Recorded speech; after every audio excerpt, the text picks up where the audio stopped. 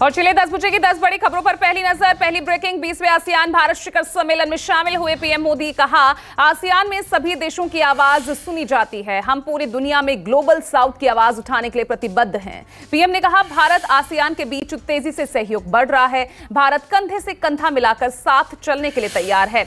ASEAN में सभी की आवाज सुनी जाती है, one earth one family one future हमारा मंत्र है। 21वीं सदी एशिया की सदी है, हम सबकी सदी है। और इस दौरान पीएम मोदी ने जकार्ता के होटल में प्रवासी भारतीयों से मुलाकात की। दूसरी बड़ी खबर, G20 शिखर सम्मेलन में भाग लेने के लिए विदेशी राष्ट्रीय अध्यक्षों का आने का सिलसिला शुरू हो गया है। अमेरिका के राष्ट्रपति जो बाइडेन समेत तमाम विदेशी मेहमान आज भारत आ रहे हैं। बाइडेन पीएम मोदी के साथ द्विपक्षीय बैठक भी करेंगे। इसी के साथ कई बड़े प्रस्तावों को हरी झंडी दिखाई जाएगी। G20 शिखर सम्मेलन के लिए दिल्ली में सभी तैयारियां पूरी कर ली गई है। विदेशी मेहमानों के भारत आने से पहले सुरक्षा के कड़े बंदोबस्त कर लिए गए हैं। राष्ट्रपति बनने के बाद जो बाइडेन पहली बार भारत आ रहे हैं।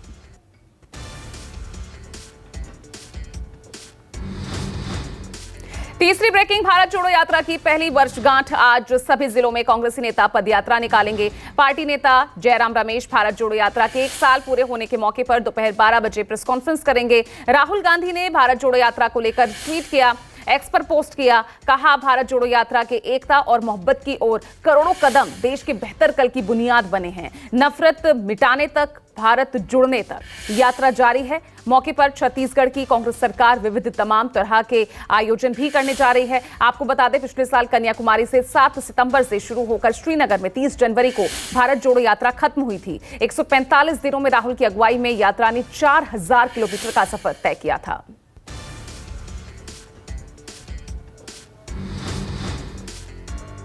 चौथी ब्रेकिंग, यूरोप की 4 दिवसीय यात्रा पर राहुल गांधी ब्रुसेल्स में कई कार्यक्रमों में शामिल होंगे। आज राहुल गांधी यूरोपियन यूनियन के सांसदों के साथ भारतीय समुदाय के भी लोगों से बातचीत करेंगे। सूत्रों के हवाले से खबर है कि राहुल गांधी आज ब्रुसेल्स में यूरोपीय यूनियन के वकीलों के एक ग्रुप से मिलेंगे। वहीं 8 सितंबर को पेरिस की एक यूनिवर्सिटी में छात्रों को संबोधित करेंगे। राहुल गांधी G20 शिखर सम्मेलन खत्म होने के अगले दिन यानी 11 सितंबर को भारत वापस लौटेंगे।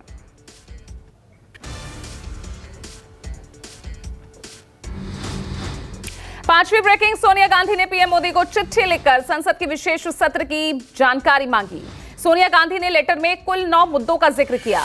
पीएम मोदी से सोनिया ने स्पेशल सेशन में महंगाई बेरोजगारी पर चर्चा की मांग की, जिसे लेकर केंद्रीय मंत्री पीयूष गोयल ने सोनिया पर बेवजह विवाद पैदा करने का आरोप लगा दिया। वहीं संसदीय कार्य मंत्री प्रहलाद जोशी, उन्होंने कहा कि विशेष सत्र बुलाना सरकार का अधिकार है।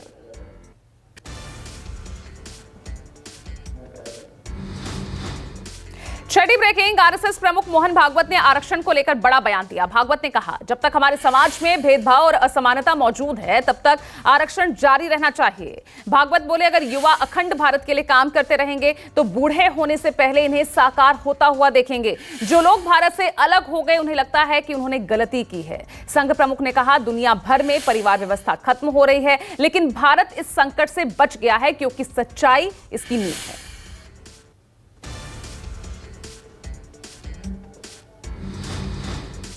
सातवीं बड़ी खबर, महाराष्ट्र से जालना में मराठा आरक्षण को लेकर अनशन पर बैठे मनोज जरांगे आज ले सकते हैं बड़ा फैसला।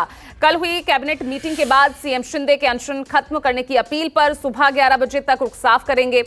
कल हुई बैठक के बाद सीएम एकनाथ शिंदे ने मराठा आरक्षण दिलाने का संकल्प जताया।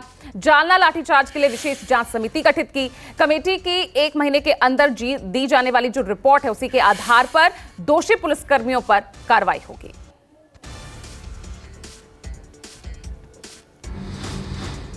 8वीं बड़ी खबर, उदयनिधि के सनातन को लेकर दिए बयान पर बोली स्मृति ईरानी। कहा, जब तक भक्त जीवित है कोई नहीं दे सकता आस्था को चुनौती।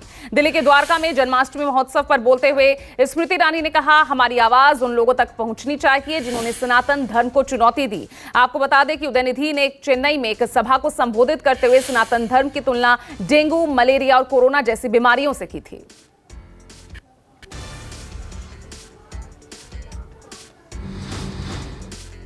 9वीं ब्रेकिंग, नेताजी सुभाष चंद्र बोस के पोते चंद्र बोस ने बीजेपी छोड़ दी है। जेपी नड्डा को लिखे इस्तीफे में आरोप लगाते हुए कहा, पार्टी ने वादा किया था कि वो नेताजी की विचारधारा को आगे बढ़ाएगी, लेकिन उन्होंने इस पर कोई भी कदम नहीं उठाया। चंद्र बोस ने कहा, हमने बीजेपी में आजाद हिंद मोर्चा बनाने का निर्णय भी लिया था, जिसका उद्देश्य धर्म, जाति, पंथ के बावजूद देश के सभी समुदायों को एक भारतीय के रूप में एकजुट करना था। आपको बता दें कि चंद्र बोस ने 2016 में ही बीजेपी को ज्वाइन किया था। उन्होंने ममता बनर्जी के खिलाफ चुनाव लड़ा था।